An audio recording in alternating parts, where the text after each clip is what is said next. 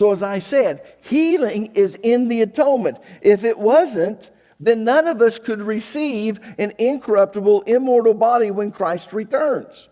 But a lot of people, especially in the faith movement, have jumped to the wrong conclusion. They've mistakenly assumed that if healing is in the atonement, then it must mean that if a person has enough faith, they can be healed of any and every sickness and disease. In fact, many people in the faith movement follow a faith formula theology, which is this belief.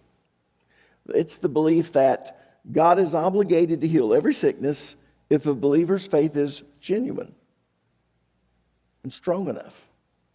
And true faith, though, must be accompanied by positive confession, meaning that believers must claim their healing by acknowledging that it has already taken place, that by Jesus' stripes they were healed.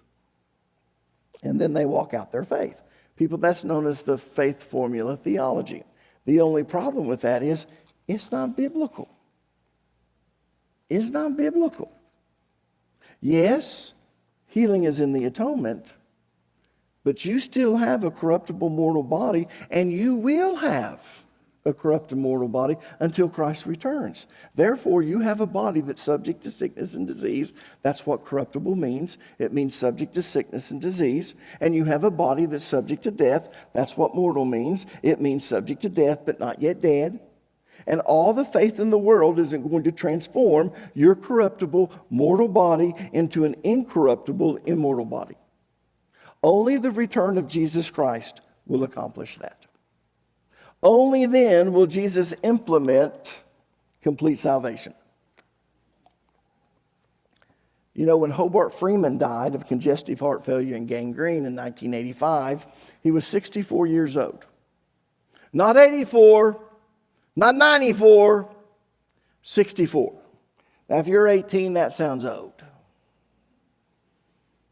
If you're old, that sounds young. Sounds young to me. I'm 62.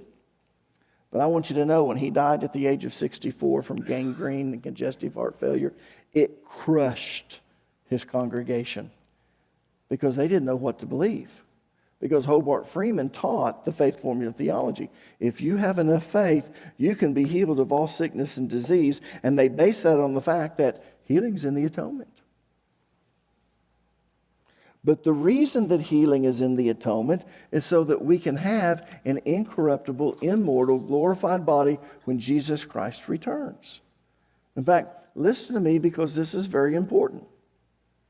We cannot claim something by faith that's not meant to happen until Christ returns. That's good. Let me say that again. If you're taking notes, write this down. We cannot claim something by faith that's not meant to happen until Christ returns. In other words, all the faith in the world will not transform your body into an incorruptible, immortal body. You know, I could be this powerful man of faith and go, I have enough faith that right now I don't have to wait till Jesus returns. Right now I'm going to claim my incorruptible, immortal, glorified body. Take me! But it didn't happen. Why? Because that ain't happening, people, until Christ returns. So you might be wondering, well, Pastor Allen, do you not believe in healing? Well, of course I believe in healing. Healing's in the atonement.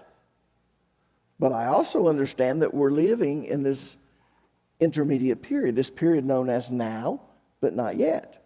So let me show you what the Bible teaches about healing during this intermediate period. Okay, Alan, if we can't get an incorruptible, immortal body now, does it do us any good if healing's in the atonement? Well, I'm talking about right now. Well, it does us a lot of good when Christ returns, because we couldn't have that if Christ didn't do the things he did in his suffering. That way God can legally give it to us. Everyone with me? All right. But how does it help me now?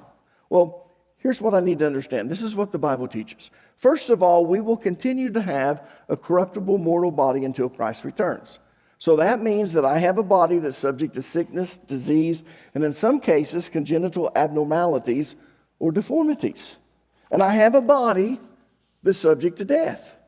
Secondly, it means... Can I stop right there? That's why I have life insurance. I thought you were a man of faith. I am a man of faith. But I understand something. Christ hasn't returned, and I have an incorruptible, immortal body. Or mortal. I have a corruptible, mortal body. Therefore, I have life insurance for my family. Secondly, it means that even when a person is healed, you still have a corruptible, mortal body until Christ returns. And that's why you could be healed of cancer and still have to wear glasses. Or you might be healed of high blood pressure and still be hard of hearing. You ever notice some of these faith healers, they tell you you can be healed of everything, and all of a sudden you find out they're hard of hearing? Or they wear glasses? I was going to make a sarcastic comment, but I won't. Sorry.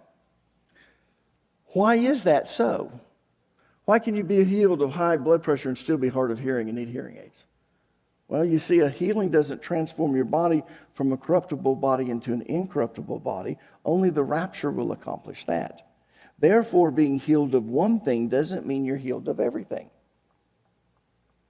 That's a principle I'm going to repeat. It will be on the test. Being healed of one thing doesn't mean that you're healed of everything. Why? Because you still have a corruptible body, and you will until Christ returns. Thirdly, it's God's will to heal me, but that doesn't mean that now is His timing. I know that for two reasons. First of all, I know that it's God's will for me to be healed, or God would not have promised me an incorruptible, immortal body, or had His Son Jesus suffer in order to purchase that for me. People, the only reason I can be transformed, can you put that first chart back on the back wall? The only reason that I can have a transformed body, an incorruptible, immortal body, is because Jesus was scourged so that I might be healed. And that's part of the atonement. He legally purchased that for me, so I don't have to be corrupted. I don't have to have a mortal body. Yeah. Does that make sense? Therefore, I can conclude that it's God's will to heal me, but it doesn't mean now, though, is His timing. The truth is, I can't receive complete and total healing until I receive complete and total salvation, which is a principle. So let me repeat that. I cannot receive complete and total healing until I receive complete and total salvation. So if I can't receive complete and total healing until I receive complete and total salvation, what should I expect to receive during this intermediate period of now but not yet? Well, I'm glad you asked. Here's what I can expect. I can expect the taste of what it's going to be like when Christ returns. I can expect the taste of what it's going to be like in the millennium.